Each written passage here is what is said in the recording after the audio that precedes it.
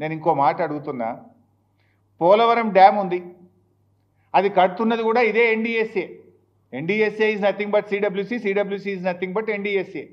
సిడబ్ల్యూసీలో పనిచేసేటోళ్ళే ఎన్డీఎస్ఏకి ట్రాన్స్ఫర్ అవుతారు, ఎన్డీఎస్ఏలో పనిచేసేటోళ్ళే సిడబ్ల్యూసీకి ట్రాన్స్ఫర్ అవుతారు. అదేమి కొత్తది కాదు.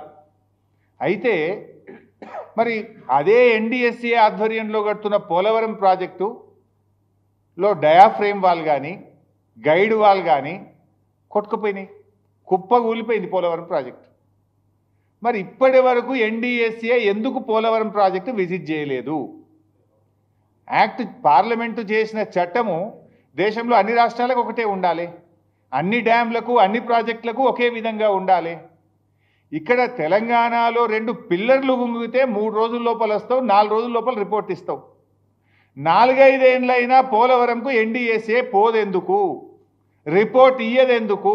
ఎందుకంటే కట్టిందే మీరు, డిజైన్ చేసింది ఎన్డీఎస్ఏ, కట్టింది ఎన్డీఎస్ఏ, కుప్పగూలింది ఎన్డీఎస్ఏ హయాంలో, ఎన్డీఏ హయాంలో.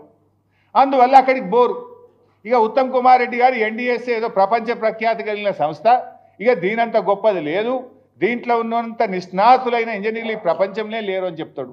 మరి ఆ ఎన్డీఎస్ఏ కట్టిన పోలవరం కుప్పగూలిపోయింది, 5 ఏళ్ళైనా అక్కడికి ఎందుకు పోలేదు? ఇది ఎందుకు నేను చెప్పాల్సి వస్తుందంటే, ఎన్డీఎస్ఏ ఎన్డీఏ జేబు సంస్థగా మారింది. ఈ దేశంలో ఈడీ సిబిఐలను ఎట్లా వాడుతున్నారో ఎన్డీఎస్ఏను కూడా అదే పద్ధతిలో వాడుతున్నారనడానికి ఇది ఒక నిదర్శనము.